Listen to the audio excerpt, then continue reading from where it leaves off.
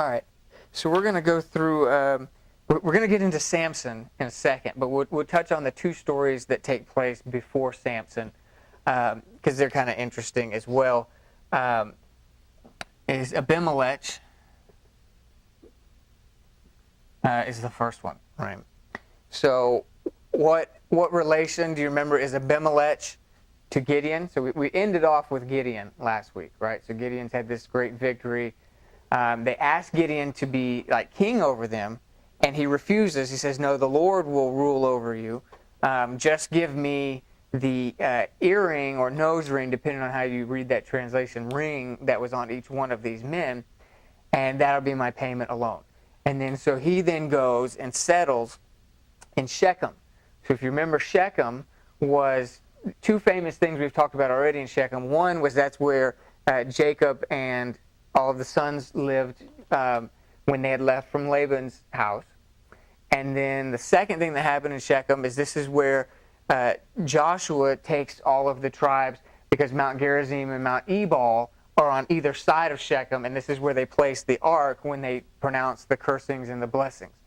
And so after Gideon's great battle, he goes and lives at Shechem, and in that basic region there. And the Lord blesses him during his lifetime. He has all kinds of sons and daughters. And by one of the concubines, he has Abimilech. And so Abimilech is his son. But he was not as related as the other sons, right? So he was kind of the outcast because he was the son of a concubine and not of a wife. And so the concubine apparently then was from the natives of Shechem, right? So now there are still some people here who are left over from the original people of Shechem, right? Because we know that later, that when Abimelech takes over, there's a man by the name of Gaul who rises up and says, why should we have this half Shechem person when we could have a full son of Hamor, which is, the Shechem's father all the way back in Jacob's time, right? And so apparently there are still some full descendants from the people that Simeon and Levi murdered, because of their sister, right? And so we got some full ones of that. And so, but the story of Abimelech, he kills all of his brothers, right? All of the family, and except for one, right? And then one, he climbs up on the mountain, and from the mountain, which, if you remember, we're in Shechem, and he climbs up on the mountain. So what does that mean? You remember what the picture I drew? Shechem. Yeah. So he's on Shechem's here. So to say that he climbed on one of these mountains, it's probably one of these, right? Perhaps Gerizim, the mountain of blessing. I don't know. And he calls down to them from one of these mountain places, right? And he tells them a parable. And the basic idea of the parable is that there were some other worthy plants, figs and wines and things of that nature, who did not want to lead because it would take away from the purpose that God had created them for. But then you get the bramble bush, who has no purpose, and he's the lowest of the low, and he's glad to take the leadership. But the idea is that those were the plants that they used to start the fires with. And so, that tinder, like bramble bush, is what they would use in that culture to start fire with. And so he says, keep in mind that those things can burn down a mighty cedar. And that's so his idea is he's saying, you may think that you want him to lead you, but the purpose of a plant like that is to destroy things, right? And so that's the basic idea behind his little parable there, is that eventually you will destroy each other, which is what happens there, right? Okay, so let me give you a couple things here. Let's go to Judges 9, verse 6.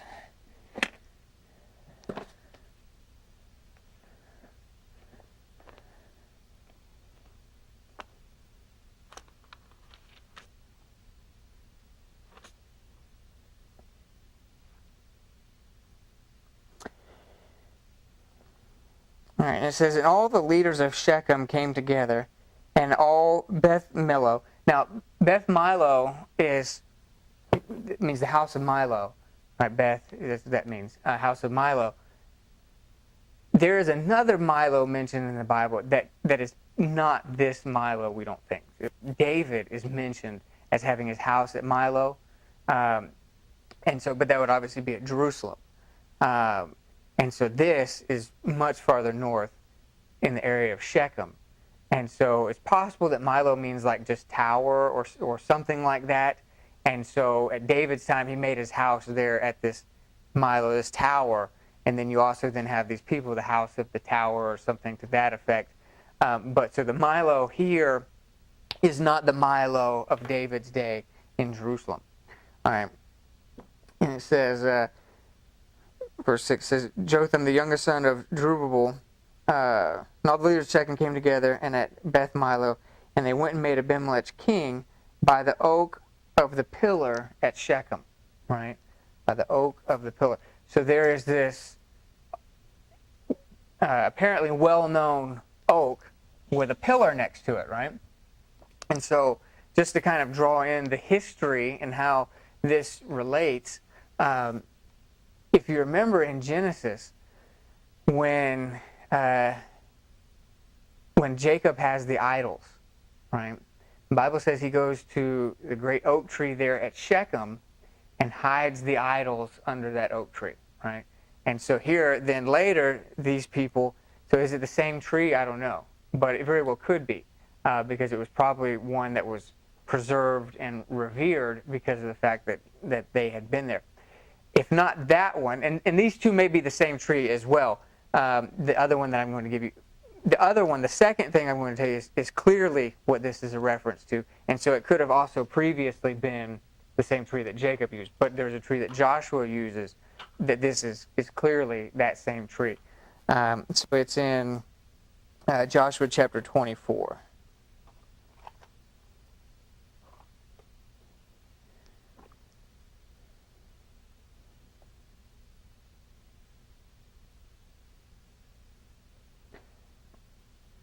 So here at Joshua 24, in the first verse, this is where they do the covenant renewal. So remember, earlier they had been to Ebal and Gerizim, and then at the end of Joshua's life, he brings them all back for covenant renewal at Shechem.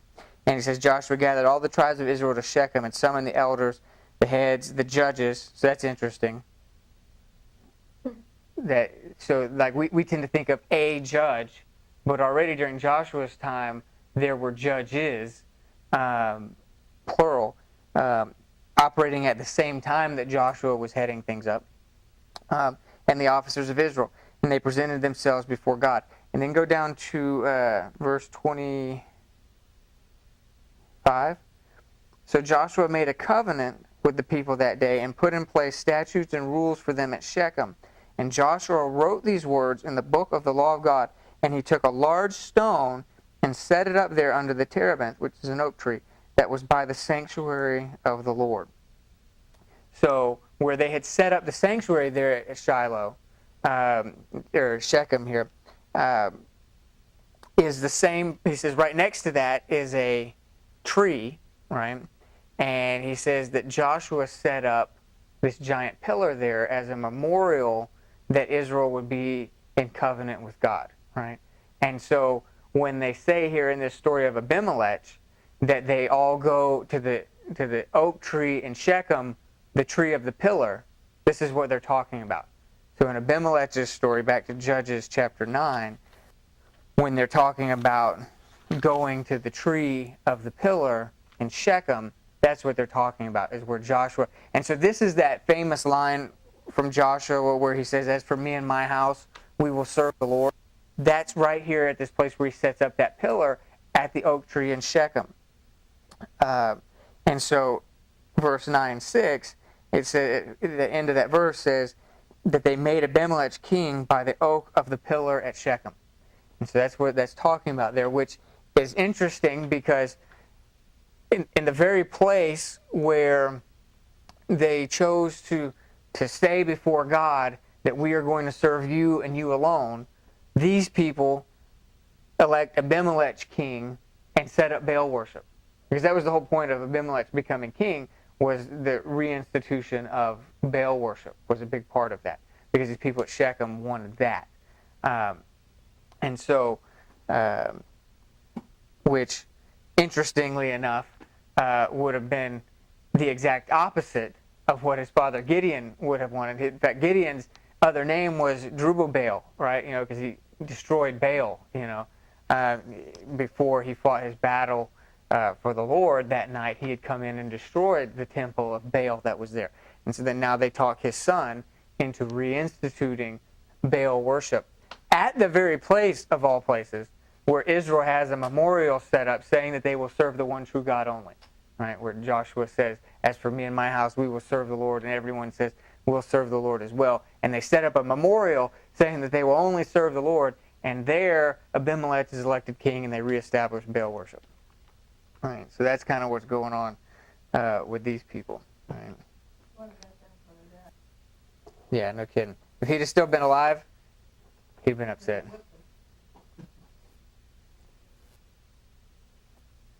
All right. And then the other one that then comes up here is Jephthah.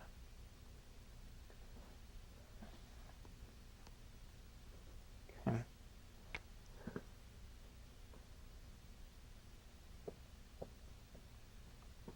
It's always a weird one for me to spell because it uses a combination that we don't have in English. HTH.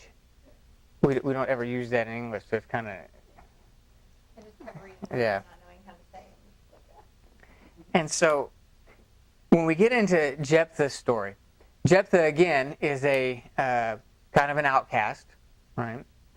And because he's an outcast, the men of his tribe don't want to have anything to do with him, and they kick him out, right? And then, let me see here.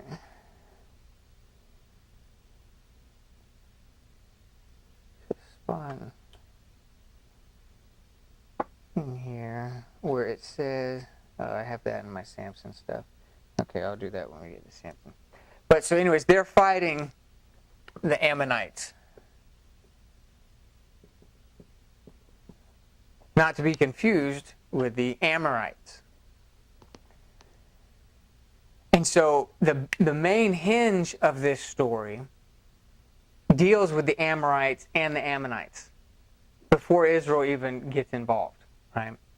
That the Ammonites were the historical owners of the land of Gilead over there, where a lot of the story takes place, where Manasseh and Gad and all of that is going on. And so you've got here in chapter 11,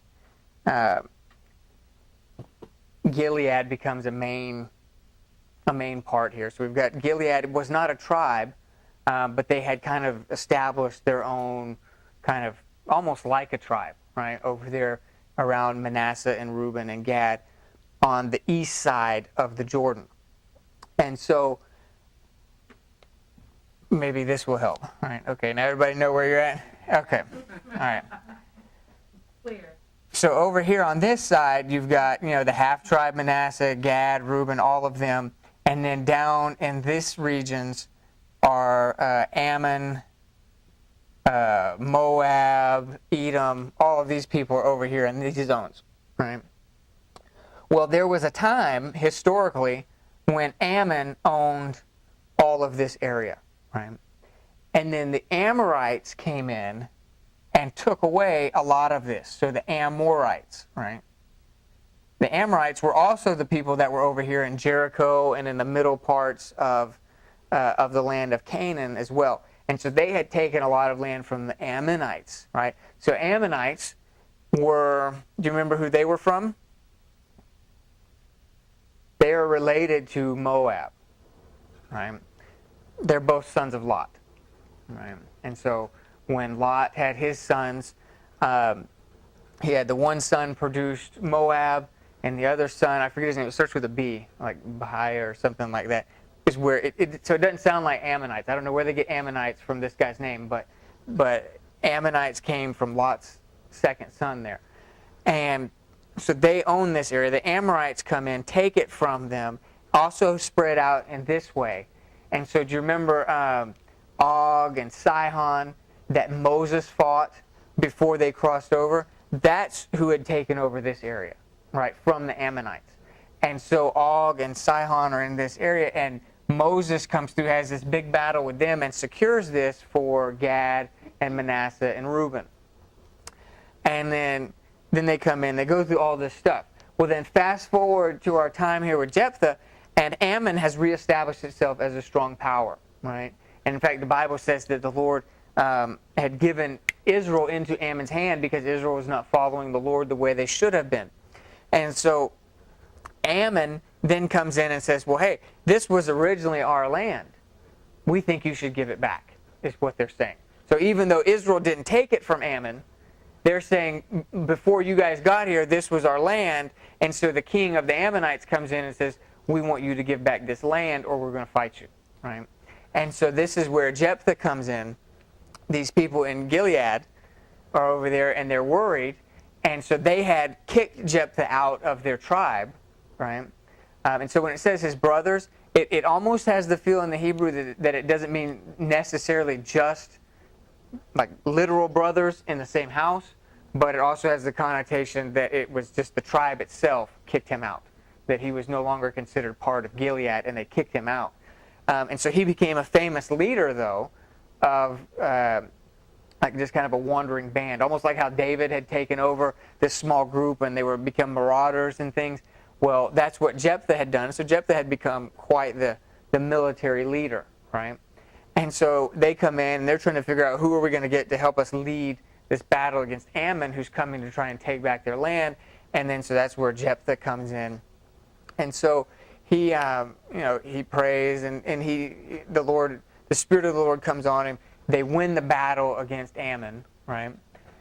But anybody remember the weird thing that he does in this story? It's kind of one of the weirder stories in the whole Bible that he does. Right before he goes to battle, right?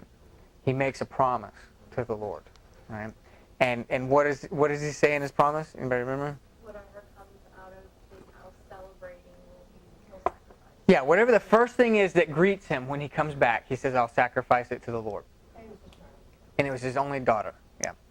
And so, now, it sounds really weird on the surface. In fact, I've read some commentaries on this, and they're trying to make the case that because he had spent a lot of his time in Syria, which is where he met up with a lot of his band of marauders, that he had picked up, child sacrifice from them. But I don't think that's what it is at all. And in fact, if you've been in any of my discussions about Christmas, it's a weird way to incorporate Christmas, but you remember that we talked about how they would do their homes, and you had the main part of your house, and then you had a place where if somebody came to visit with you, that you could put them in. And so this was called the inn, and then this was the stable, right, or the manger. And so this was the main part of the house, and so you had all of your stuff there, and you had a door where your animals could come in and they could spend the night and you could watch over them, right? Because you don't want your donkeys and things, particularly if you're a smaller homeowner and you don't have a massive herds, you don't want them getting lost or killed or any of that type of stuff at night. And so this was a very common way that they would do their stuff. And so it is most likely his expectation that when he comes back early in the morning, they would leave this door open, and then the animals then would just meander out into the field and eat in the day. And so basically what he was most likely saying is he's thinking of one of these coming out to meet him when he comes back, not thinking that his daughter would be the one to come out. So I don't think it's that he was thinking of child sacrifice in any way at all. I think he just expected that what's going to come out is going to be one of these animals, and he's saying, Lord, I don't care which one it is, even if it's my best animal, I'll sacrifice it to you. And so, because clearly he was shocked when his daughter came out, and if it's his only daughter, then that tells you he wasn't at all thinking of child sacrifice when he made the vow, right? Because it's his only daughter. So if he was shocked by that, then that clearly wasn't his intention. And so it never actually tells of her dying, but it implies it, right? So it says that she goes to spend some time in the mountains to mourn, because she's going to die a virgin. And then, and why we think they fell through with it is because from then on out it says they celebrated a holiday in her honor, where the ladies would go and mourn because of her. So if she didn't die, then that would be kind of weird. So because they celebrated this thing in honor and memorial of her, it seems that they did actually go through with it, right? So that's Jephthah. And so his was kind of a weird story. And also during this time, we get Ephraim again showing up. Same kind of thing they did to Gideon. Remember? Gideon has this battle. Ephraim doesn't really show up. Either they didn't tell Ephraim, or Ephraim knew about it and didn't show up. But then afterwards, when everything's going good and they're bringing in all the spoil, Ephraim shows up and says, "Hey, how come you didn't help us? How come you didn't invite us to the party?" So they do the same thing here to Jephthah, right? But whereas Gideon was much more diplomatic, Jephthah says, "Well, let's fight then," right? Is what he says. And so they come in and say, "How come you didn't invite us? We're going to burn your house down around you," is what they said to him. And he says, "Well, okay, then let's fight." And so they fight, and Ephraim loses, right? And so probably shouldn't have taken down that map. I might be able to draw another one. It's equal quality. And so Ephraim, if you remember, is over here in this region, right? And then Gilead and Manasseh and these regions over here that we're talking about with Jephthah would have been on the east side over here, where Ammon was trying to take that land back. So if Ephraim is over here stirring up trouble, what does that mean when they start to lose the battle? That they're going to have to come back this way, right? And the retreat is, clearly it's the Jordan River right there, right? That black line. The black line right there. And it is the Jordan River. So if you're fighting them and okay, they got to cross the Jordan River to get back to Ephraim, then that's where we should lie in wait, right? And so these men of Gilead just set up ambushes along the Jordan River as these men from Ephraim were returning. And this is where, whenever they find somebody who was trying to cross the Jordan River to get back to Ephraim, they would make them say Shibboleth, right? And if they pronounced it with an H, I think is how it was, then they would kill them. If they pronounced it S-I, then they would let them live. And so apparently they had different ways of pronunciation from one side of the Jordan to the other. And so, yeah, or you all, so, yeah. And so that's how that story went. So that's what it's saying when it says you guys are refugees of Ephraim. That's what it means, that they are now trying to return back to their homeland because they lost the battle, right? And it's a very significant, I want to say it's like 42,000 people or something to that effect were killed through this. So this was not a small thing at all. And it almost seems like once they won the battle, they didn't even fool with fighting in the valleys and stuff anymore. They just all went back and stood along the Jordan River, knowing that that's the only way they're going to get back is across this Jordan. So let's just go wait there for them. And so they called them refugees, which makes it seem like maybe it was kind of a drawn-out thing, where they were hiding maybe for a few days, and little by little they'd try and sneak back across, and they'd be waiting for them. Okay. And then it says Jephthah only lived another 6 years after this battle. So I think that's kind of an interesting thing. When you go in and look at some of these judges, particularly in this section of chapters 11 and 12, none of them hardly ruled for very long. One of them, I think, was 10 years. Another one, 7. Jephthah was 6.